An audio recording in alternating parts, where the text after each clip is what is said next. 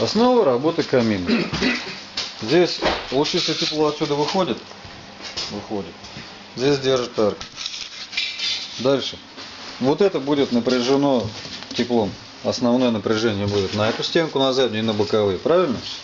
Отсюда будет излучение с портала выходить на комнату. Вот.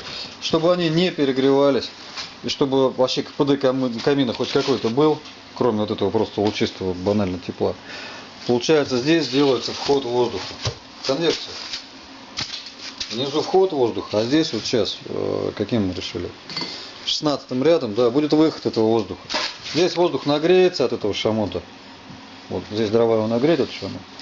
Здесь воздух нагреется. И будет здесь подниматься и сюда вот выходить. То есть это уже не просто тупо камин банально, а это уже камин, который что-то дает. Дает он уже ощутимое тепло. Вот. Заднюю стенку почему так не делают? В принципе, можно было бы заднюю стенку тоже так сделать с конвекцией, да? Но дрова бросают, стенку сдвинут. Стенку сдвинут, здесь может продымить. Вот, в принципе, и все. А так сейчас здесь перевязочка идет, и все. Нормально. Вот эта стенка держится. Получаем так, клади сверху кирпич, по факту, чтобы он был. Сверху как? Ну, разверни. Чтобы он тычком вставал туда, куда нужно. Вот, тычком туда прислони, а здесь будет снизу угол. Тычком, к тычку. Да. Вот так он будет здесь стоять, верно? Угу. Медалька внутрь. Ой. Вот, а теперь правой рукой отмечай снизу карандаш. Угу. На раствор там, да? Все понял. Это и будет. Привет. Вот теперь мы делаем окна для выпуска теплого воздуха. То есть вот эти конвектора. Вот там вход внизу. Здесь выход. Это будет входить воздух возле пола, нагреваться о футировку камина и выходить сверху. Вот в эти окна вентиляционные. Сзади наклонная стенка продолжается, чтобы отражать инфракрасное тепло в комнату, а не вверх. Это называется зуб. Здесь начинается защита лицевой поверхности, заодно постепенно эта защита превращается в опору передней стенки, потому что здесь выпускается полка, потом будет сужаться камин. Вот так тихонечко.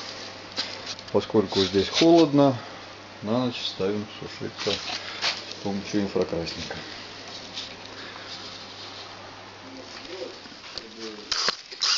И протягиваем по диагонали, да, их. Вот такие хвостики, уголочки. Очень удобно. Фермолитком. Резьба, конечно, прорезана не до конца была. С этим мы справились, сделав зенковку большим сверлом с обратной стороны. И вот так. А нет, это же все.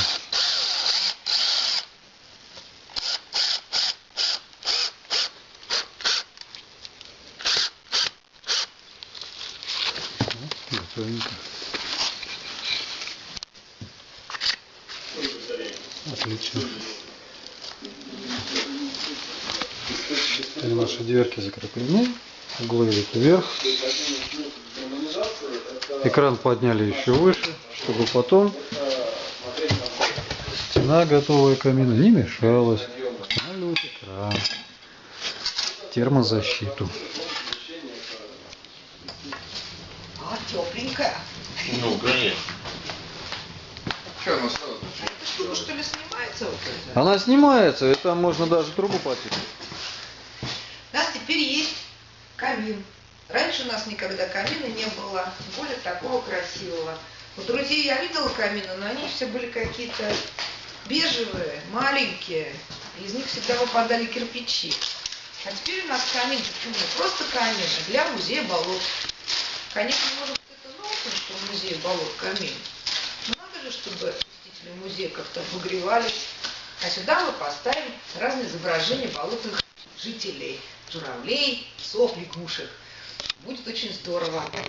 И очень красивый кирпич как раз будет символизировать землю и болото.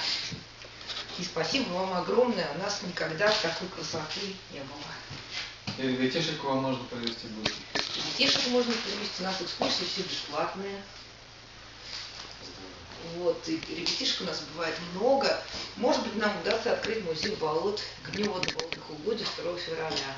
Может быть, нет. Но к 1 мая мы откроемся точно. Здесь будет экспозиция, вообще красота. Тут плазму повесим. Там будет фотовыставка наверху. Там будет тепло везде. В дальнейшем наверху, поскольку теперь у нас отопительные приборы есть, будут ночевать студенты, которые к нам приезжают на практику. Поставим там такие, как сундуки.